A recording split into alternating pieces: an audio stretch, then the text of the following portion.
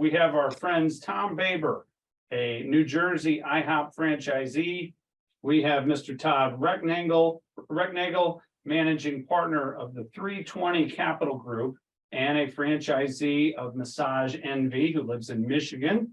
And we have Mr. Jesse Kaiser, who is the CEO of Kaiser Enterprises, Inc., and a franchisee of Sport Clips, OxyFresh, and Little Caesars, and he lives in St. Louis. All three gentlemen are distinguished members of the Franchisee Forum, and welcome to all three of you gentlemen. Thank you for being with us, and let's dig right in.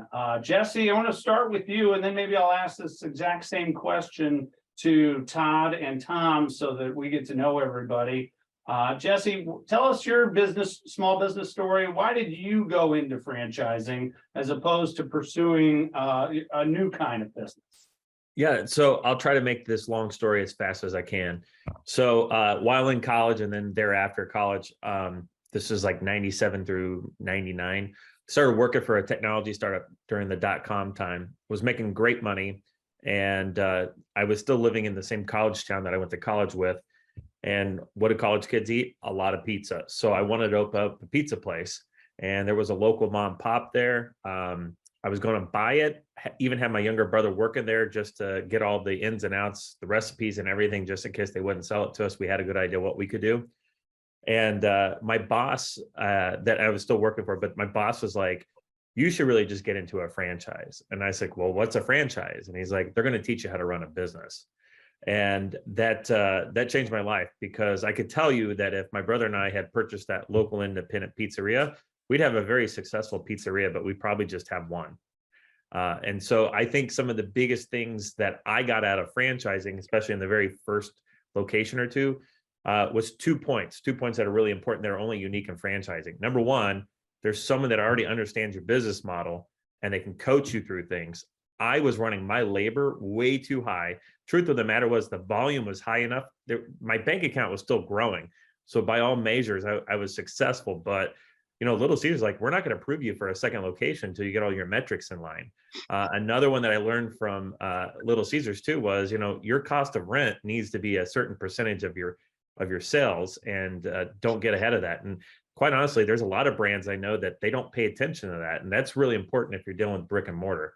The other side to franchising that has nothing to do with the franchisor is the other franchisees. The things that I was able to learn, the shortcuts, the learning curves were shut in half because I was talking to people that had already done this. And the third secret to franchising that I like that no one really talks about is that if I had been that independent pizzeria, for me to acquire the guy down the road in another town, it's a different recipe, different ovens, different business model. Where, as an example, with the Sport Clips, all I really need to know is what your top line sales are and what your rent is. I can plug in everything else in my pro forma, and I can give you a really good bid for your business that I think is an attractable for both the seller and the buyer. And you don't get that in anything else other than franchising. Jesse, that's great. Sounds like we should hire your old boss to advocate for IFA. Sounds Absolutely. Like a franchising hero. Thank you for that. Let's get to know Todd Recknagel. Todd, tell us a bit about why franchising has made sense for your Sure. career. Similar story to Jesse from the restaurant business standpoint, but I started out as a banker and an investment banker in the early 90s, and actually have been in franchising now 30 years. So in 1993, bought a territory for Blimpie and Blimpie Subs and Salads. And so I was in the sandwich business in the 90s and became Blimpie's largest franchisee at that time. Was also an area developer and helped develop 50 stores in Michigan. And so after we sold out of the sandwich business, I partnered in with Service Brands and became CEO of Mr. Handyman and helped grow that with 300 locations and nearly 100 million in system volume. So kind of put Mr. Handyman on the map. Then I started to pivot a little bit more into private equity. And that was when I started the 320 Capital Group, partnered in with a couple of companies, helped Take 5 Oil Change grow to where they are today. I've actually been involved and partnered with over 10 franchisors and over 5 large multi-unit franchisees. So fast forward to today, we're partners in Office Pride, a commercial cleaning franchisor, and then also now the largest franchisee in Massage Envy with 95 units. And then we're also franchisee in Sola Salons, and we're soon to be the largest. We have 7 more stores under construction, so we have 51 open, and we'll shortly pass the 60 mark there. And so a lot of good growth, love franchising, been involved with the IFA over 20 years.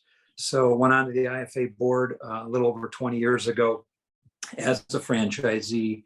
And for me, coming from banking and investment banking, I didn't want to reinvent the wheel. I was looking for a formula to take a lot of that risk on, a lot of the risk that Jesse just talked about.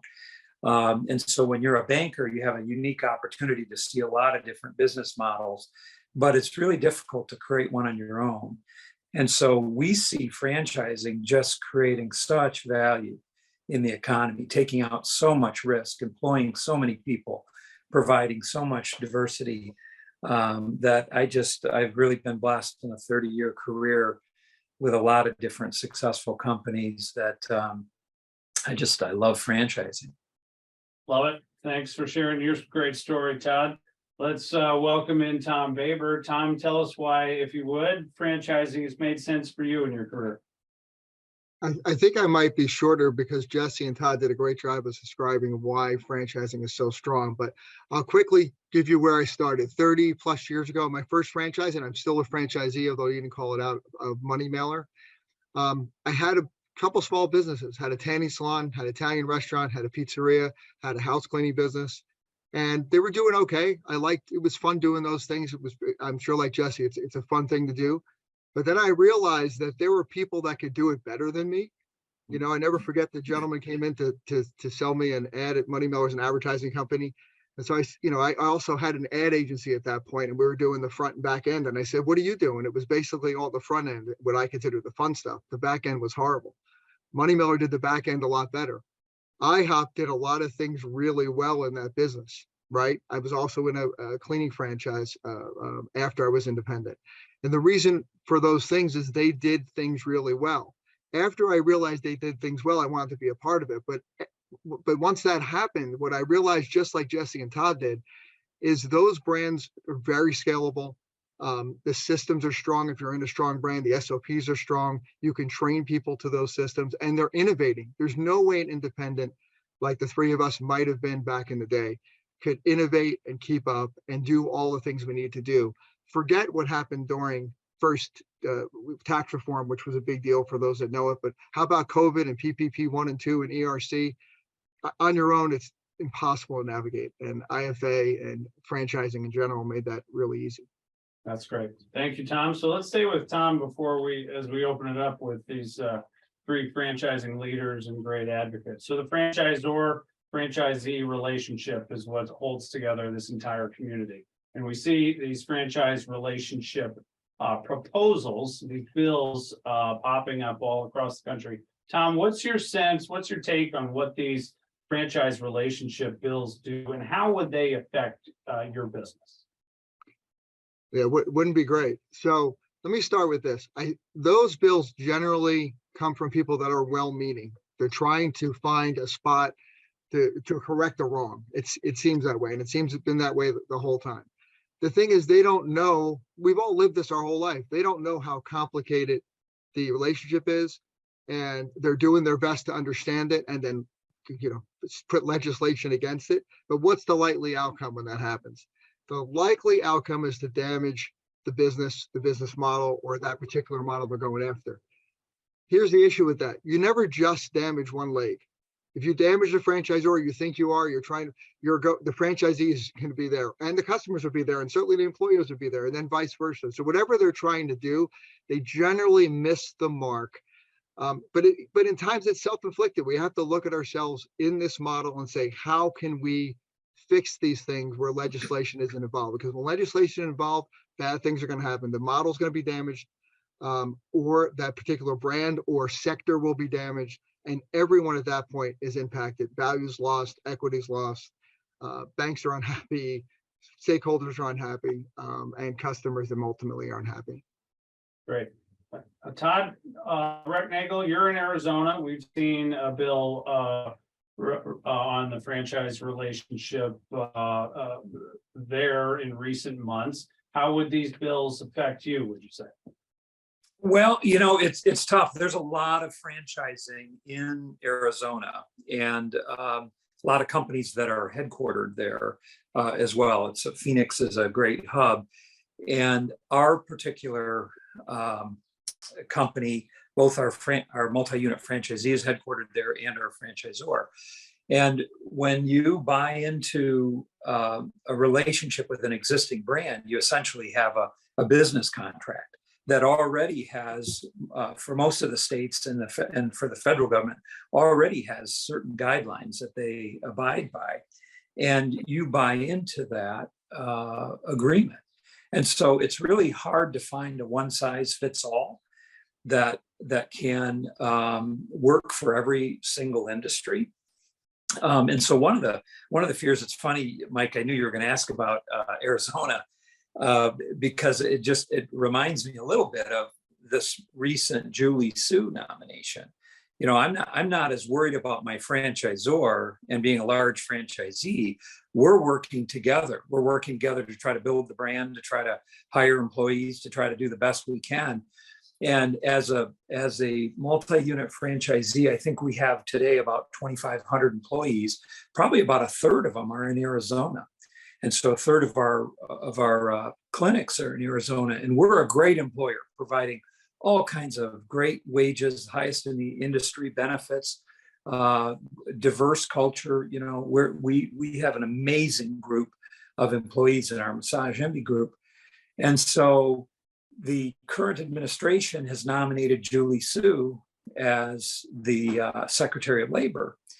And so Kristen Sinema and Mark Kelly, who are two of our senators, are folks that are friends of franchising. They appreciate the franchises in the state of Arizona. They appreciate small business. They're more or less in the middle. And they actually helped and worked with the IFA on the David Weil, knocking down the David Weil nomination. So now Julie Sue comes along, and she's not a friend of franchising. She was in the state labor group out in California, and now gets to potentially take her show to the national level. And that's a threat. That's a threat to franchisee and franchisor. We're the ones with the employee as the franchisees. We're the ones out operating every day.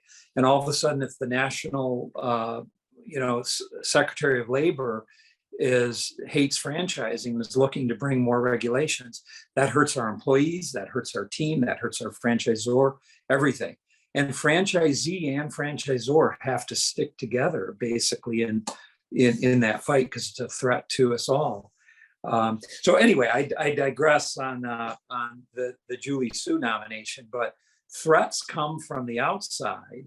And that's why, just like Tom had mentioned, that IFA has been so effective, like on David Weil, so effective on PPP, so effective on helping on the tax reform, that if you're a franchisee on this call, I would get involved with IFA, get involved with the text fan, and get involved, because that fight could be coming to your local state, just like it is, right now in Arizona. And you could be pivotal on the national level, just like we are with Kelly and Sinema.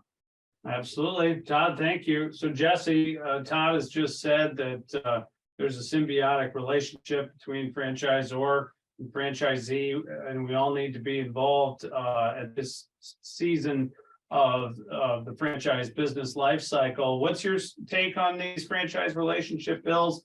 How important is it for franchisees to be involved in advocacy?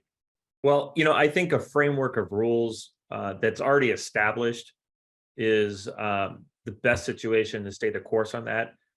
More rules equals less freedom. and we're all entrepreneurs on this call, and I love my freedoms. One thing I could tell you is if you are a franchisee and you're unhappy, there's several options. Number one, in franchising, your multiple when you sell is traditionally much higher than if you're an independent of anything. I'm looking around at job boards or business listings, and at best it's 1 times earnings, maybe 1.5, 2. I could tell you the brands I'm involved in, it's 3.5 to 5.5. So, and that's because of franchising, because there's already pre-qualified buyers of interest in the industry that you're in. So I think that's huge. If you're just not happy, this is the best exit, is to sell your business, because you're going to get your best dollars for it.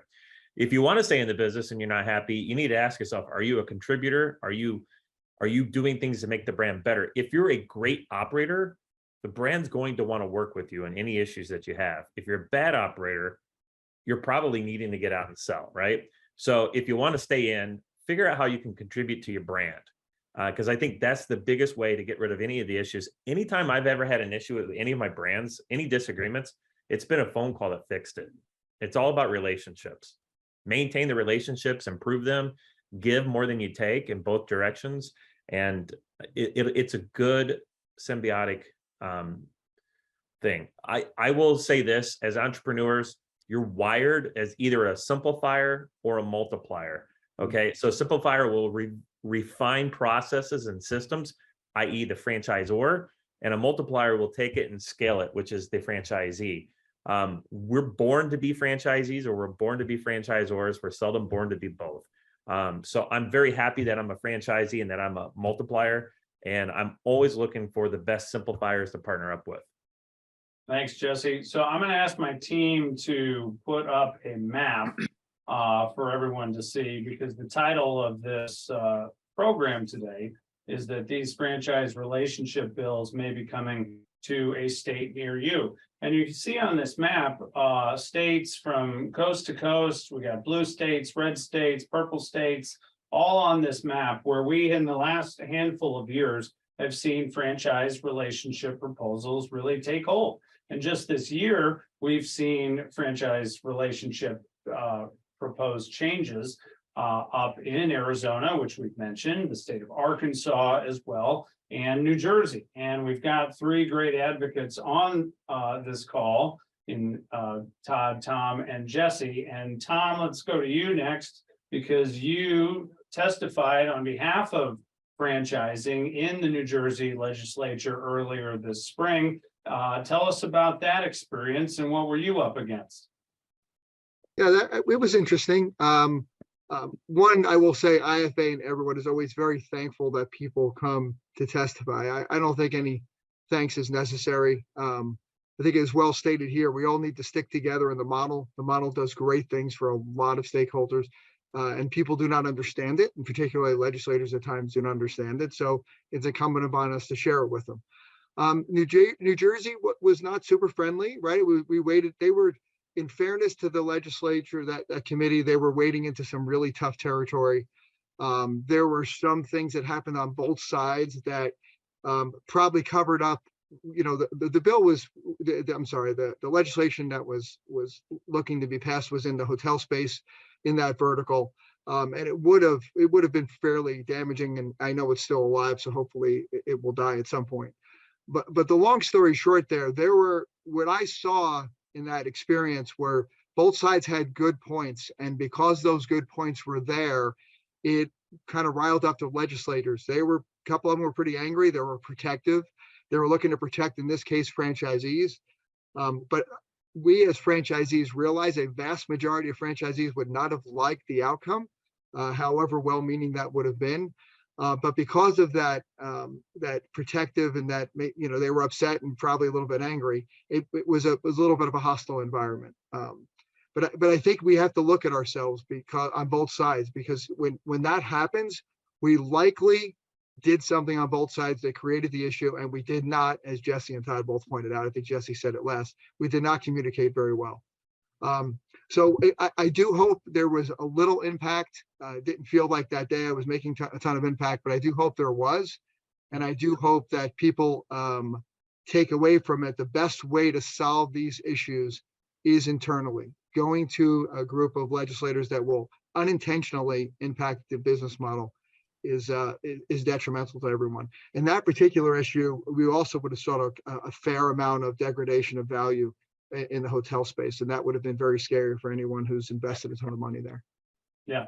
Tom, thank you again for speaking up for franchising that day in New Jersey and for sharing that experience.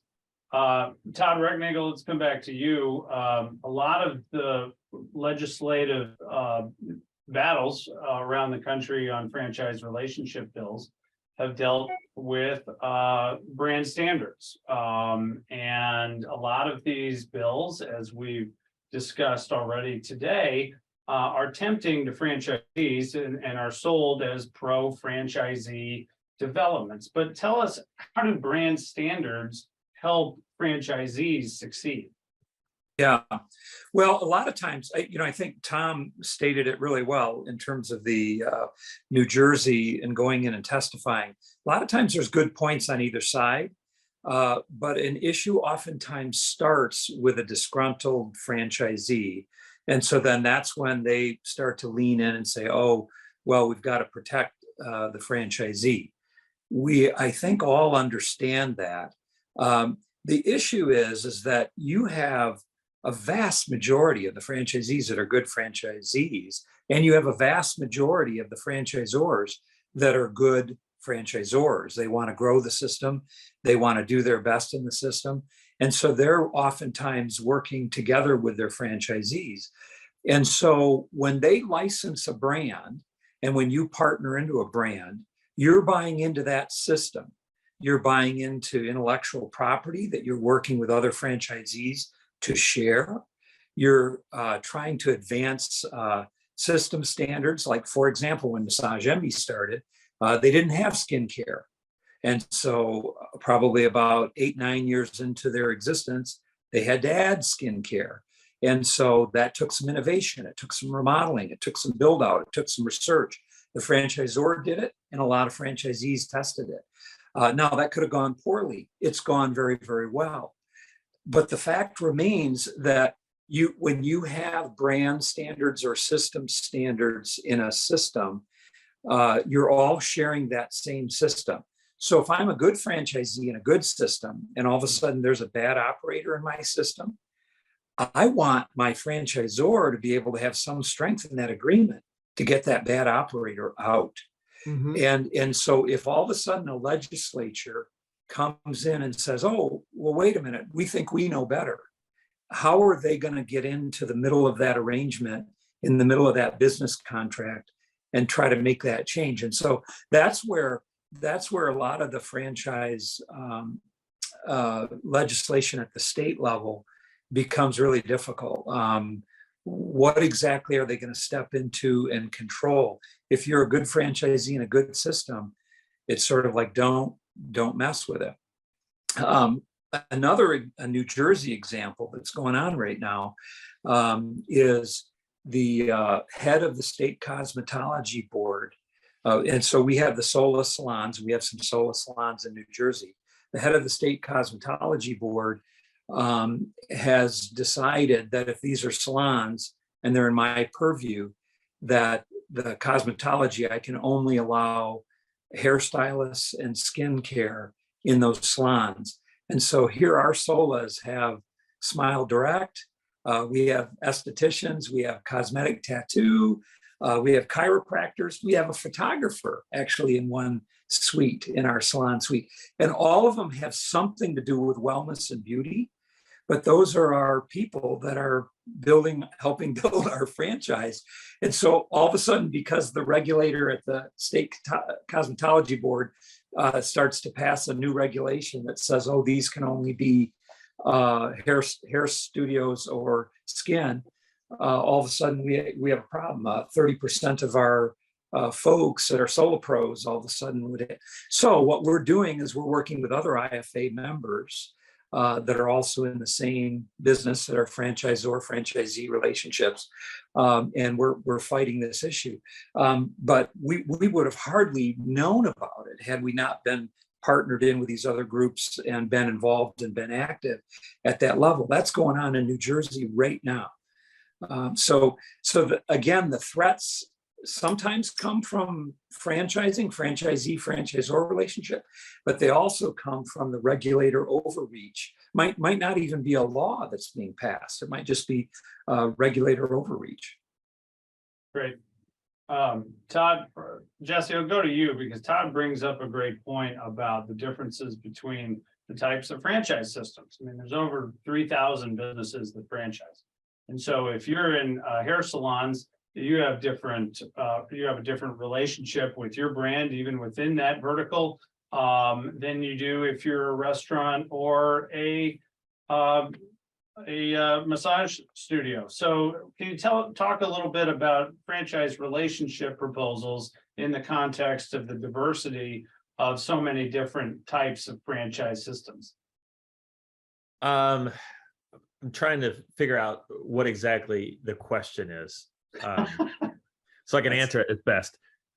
Just talk about how one size fits all proposals can disproportionately impact businesses in franchises in different business lines. Yeah, so this wasn't mentioned, but besides the Little Caesars that I owned for 19 years, I was also a Valpak franchisee. I've got a carpet cleaning franchise called OxyFresh, and I've got a operating agreement. It's a joint venture with Ideal Image Medical Spa. So besides the salons, I've got all these other things going on.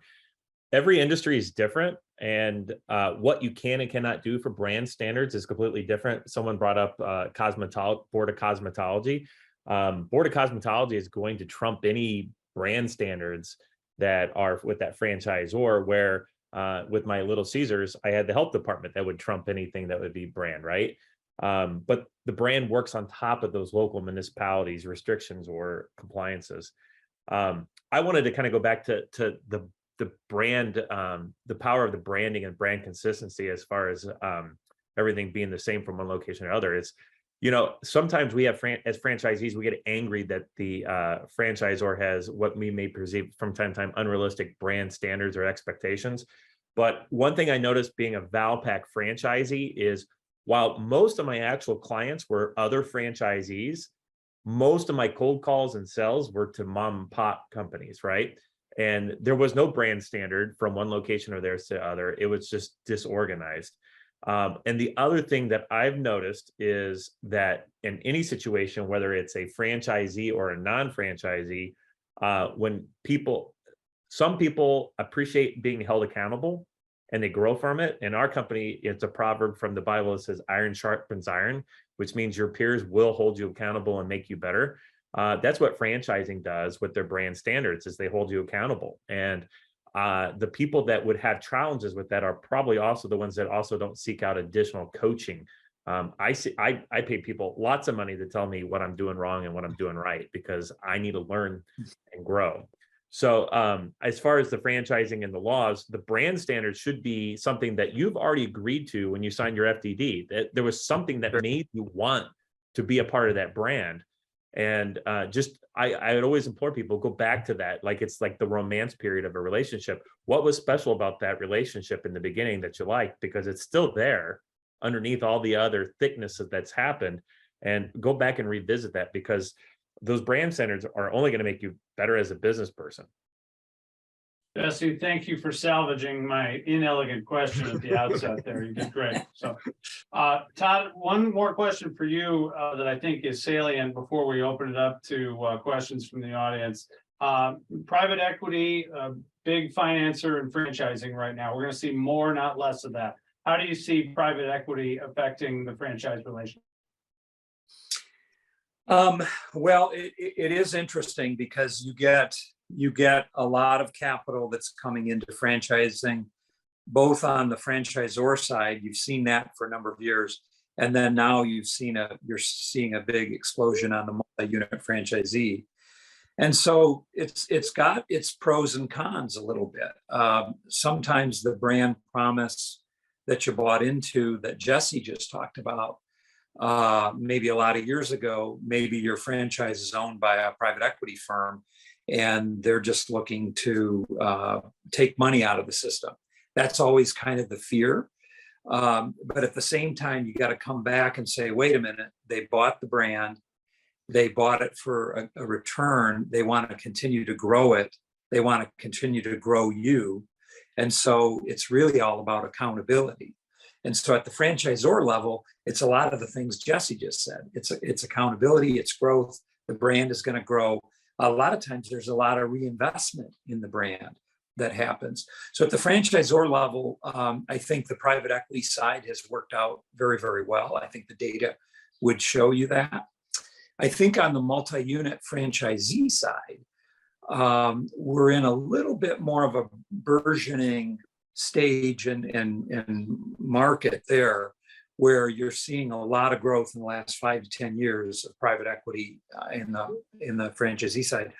And it's interesting because some of the big franchisees are stronger financially than the franchisors. I mean, the franchisors got a limited royalty. They've got a staff that they've got to support. They might be owned by, private equity. And so they have limited returns. And meanwhile, a franchisee can grow large and be in multiple systems and, be very successful and sometimes more successful than franchisor. So I think that tends to threaten some franchisors that want to be in control and want to be in charge.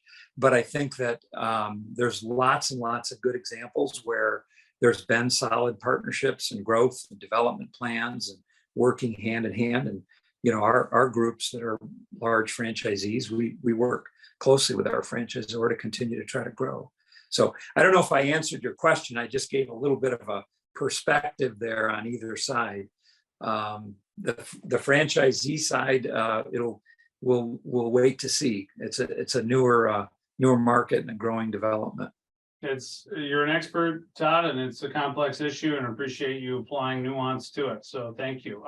Let's go to our operator in our studio back in New York, Anna Russell, to process some questions that have come in from our friends on the line. So go ahead, Anna, with any questions that we can pose to our expert panel. Thanks, Mike. Can you go into a little bit more detail about the specifics of the New Jersey and Arizona bills? Sure. Let's start with Tom. Do you recall any of the New Jersey details from your testimony there? And we can turn to Arizona after that. Yeah, so it was in the hotel space, as I mentioned before. They were looking to do several things actually all at once. It started with a relatively valid, as we said, issue over signage. Everyone agrees the brand standard and the signage should be the same. There was a cost issue and a little bit of reluctance to kind of bend on some things from lower cost providers. That's what started the relationship issue. It blew into, hey, you know what? Now we're going to offer the hoteliers more for the room point nights, and we're going to allow them to use other brands, and we want the franchisor to vet all the other suppliers. They basically wanted to run it, this small minority group of franchisees that started with things that really annoyed them and were deserved, right? Their anger was certainly deserved and justified, but turned into a bill that would have pretty much decimated the brand standards in the hotel space. And as any franchisee will tell you that is a good franchisee and wants to grow, that is super damaging, right? So that's not something that we wanted or most franchisees would want. But again, the franchisees that were testifying there were compelling. The legislators that were there wanted to give them what they wanted. They sounded egregious, but a majority of franchisees would not have liked that. I want to give you a very, very quick example because I think it's important. Franchisors want the business to grow, good ones, right? They want to do good things. I'm going to date myself a little bit. Great Recession, IHOP. A lot of us had regional menus on top of the IHOP core menu, okay? And it was helping us survive during a Great Recession. And IHOP pushed back pretty hard and said, look, we have to control the food supply. And we all went to a more central supply. And a lot of the products we were buying had to go through the central supply. They were worried about things that can happen. And right after that, things happened at those that remember Taco Bell, that debacle, and then eventually Chipotle. And you realize that at times, people are seeing things and trying to protect the brand. And, not everything goes perfectly on either side, but there are times when you're like, hey, that was pretty prescient. Thank God they did that, because you don't want to end up in that situation. Yeah, thanks, Tom, for again sharing your New Jersey experience. Each of these relationship bills, as they pop up around the country, looks a little different. As Tom outlined, the New Jersey bill dealt with hospitality. The Arizona and the Arkansas bills deal more with terminations and successorship issues and other contractual terms for the franchise community across the board in those states. So each of these bills develops in their own way and would impact this community accordingly. So thank you. Let's go to our next question. Anna. So Todd, you briefly mentioned Julie Sue. Could Mike or Layman, or sorry, could Mike go into some of the details about Sue's policies that would impact the franchise community? Thank you, Anna. We can talk about Julie Sue that Todd brought up. Certainly the Julie Sue nomination for Labor Secretary and IFA's involvement in it. One of the most high profile things that I think the franchising community has ever done in the advocacy space. And the Julie Sue nomination, much like the lower profile David Weil nomination a year ago, are high stakes, because in this, particularly when Congress is gridlocked, people in Washington really are policy. And so people like Julie Sue, David Weil are going to enact policies almost by fiat unilaterally that fit their ideological mold. And this is not for nothing. Julie Sue has a record in California of being a spokesperson and advocate for bills like the FAST Act to undermine the counter service restaurant space in franchising in California, AB 5, which would plainly demote every franchisee in California to a mere employee of their brand, and other policies that have been as far an extreme pro-union on one side and anti-franchising and small business on the other side. So we don't take these issues lightly. We've supported a number of nominees at IFA that are constructive for franchising, but if you're an opponent of this business model, we also don't take that lightly, and we've had some success sharing the franchise perspective with our friends on Capitol Hill. So the Julie Sue nomination continues to be pending. So yes, Todd. That was a little bit why I brought up Kristen Sinema and Mark Kelly. If you are an Arizona franchisee, it's important to voice your concern, because it's very hard to get a confirmation through the Senate without the two of them. And they tend to be a little more moderate and pro-business and supportive. And so they would listen to your commentary, listen to your voice. You operate in a very pivotal Senate state there in Arizona, Todd. So indeed. Okay, Anna, other questions? Last question. How can franchisees and franchisors best resolve their disputes without going to the legislature?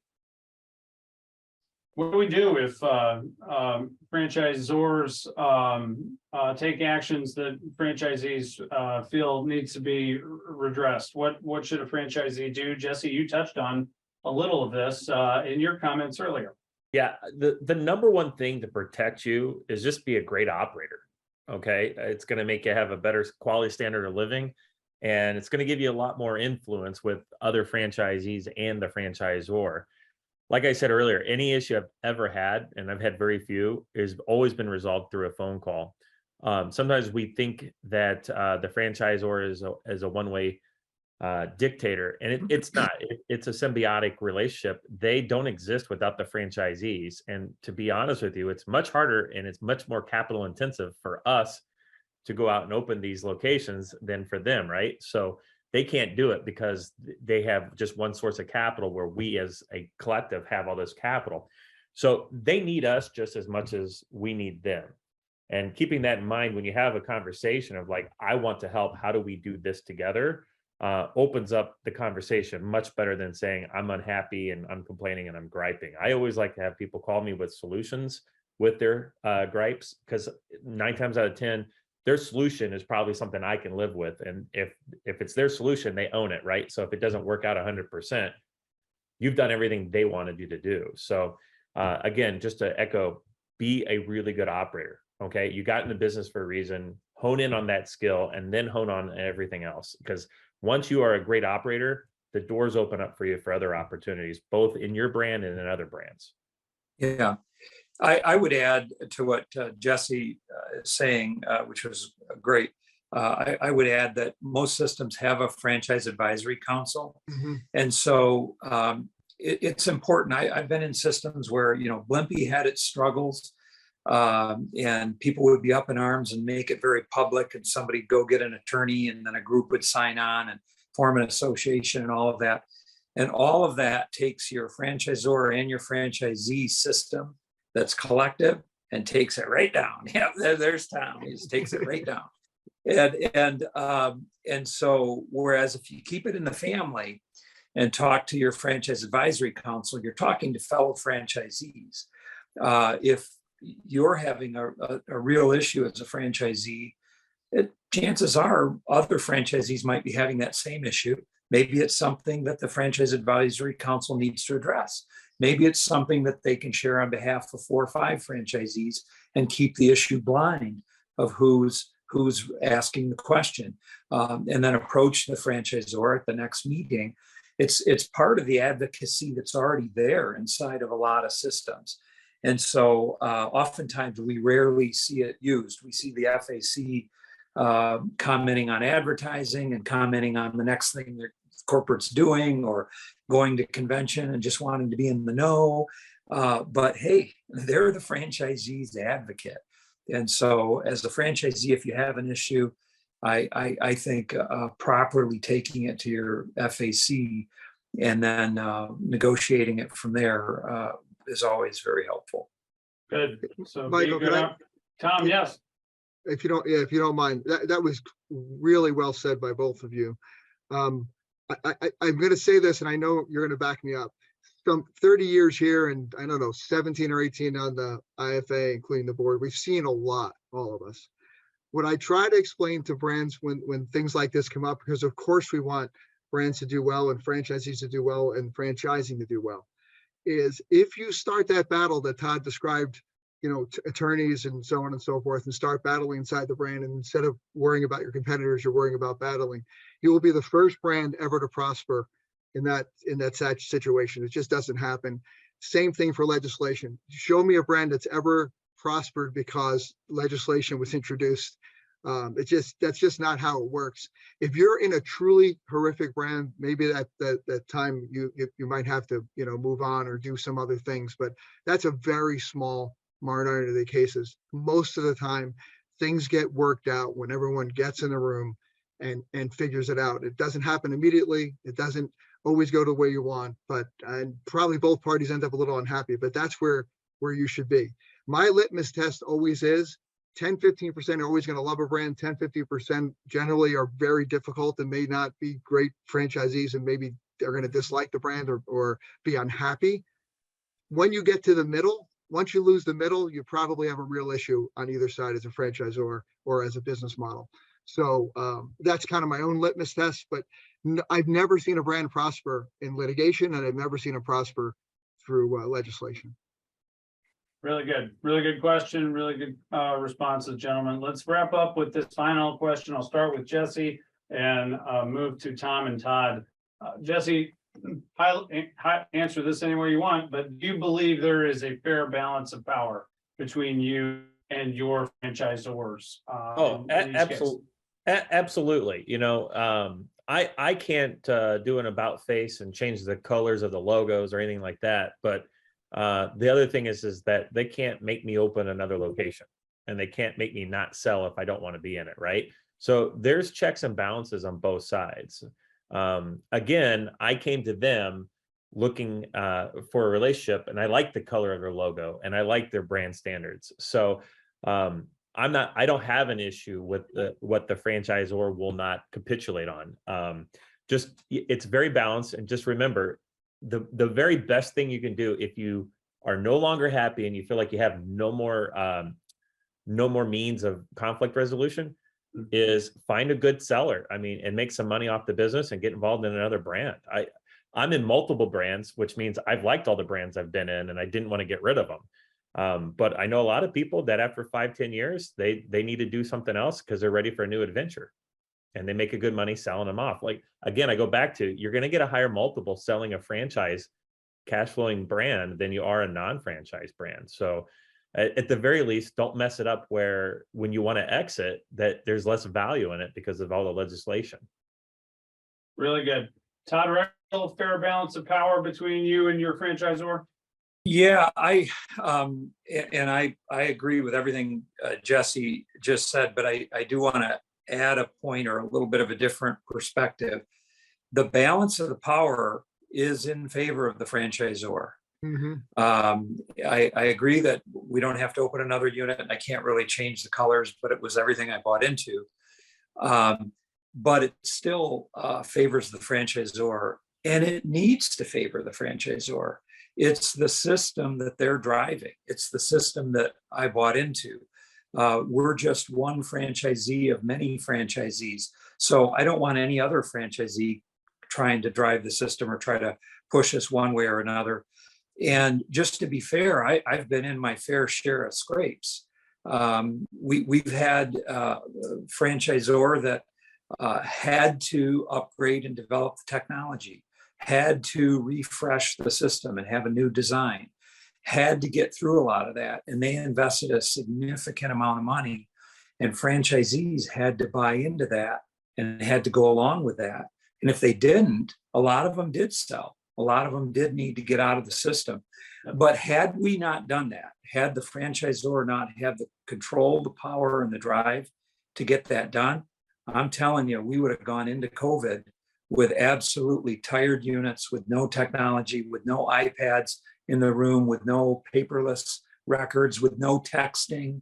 It would have made, I mean, our contactless relationship now, with the exception of a hands-on massage or facial skin treatment, that's hands-on, but everything else is pretty contactless, and all of your appointments, everything are all confirmed now. And so it's reduced so much labor, it's reduced so much contact, it's confirmed appointments, dropped cancellations. I mean, it's helped us in so many ways. Wouldn't have done that unless the franchisor had the power to drive it. And it was a big project 5 years ago. And I'm glad they did. I mean, we're beneficiaries of that today. I couldn't have driven that as a franchisee. And so I think kind of recognizing that franchisor, the balance is tipped a little bit in their favor, needs to be. Great. Tom Baber, last word will be yours. Is there a fair, not an equal, but is there a fair balance of power with your franchisor?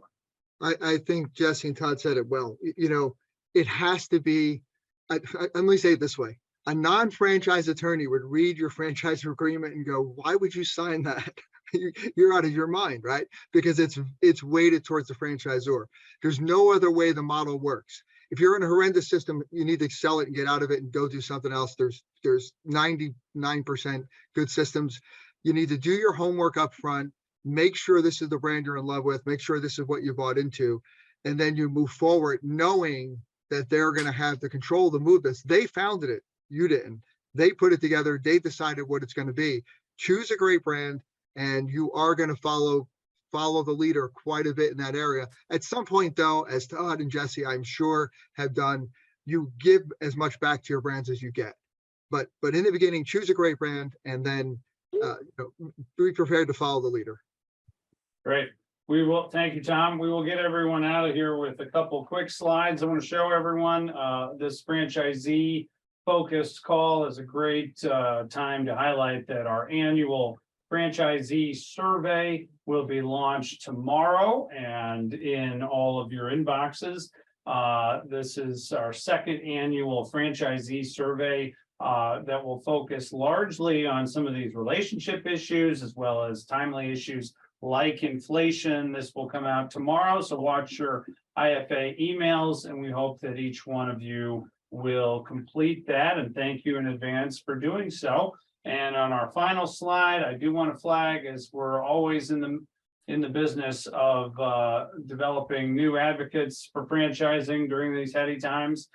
We encourage everybody to zap this QR code with your phone. Join the Franchise Action Network, IFA's grassroots army of advocates, over 100,000 strong, so that you are in touch with us about developments in your states, like the map that we've shown on this program. And you'll also hear about how you can come to Washington, D.C. for the biggest IFA advocacy our biggest franchising advocacy event of the year right here in Washington, the IFA Advocacy Summit. You can register right now if you are an IFA member with, if your brand is a member, all franchisees are automatically IFA members, and we'd love to have all of you.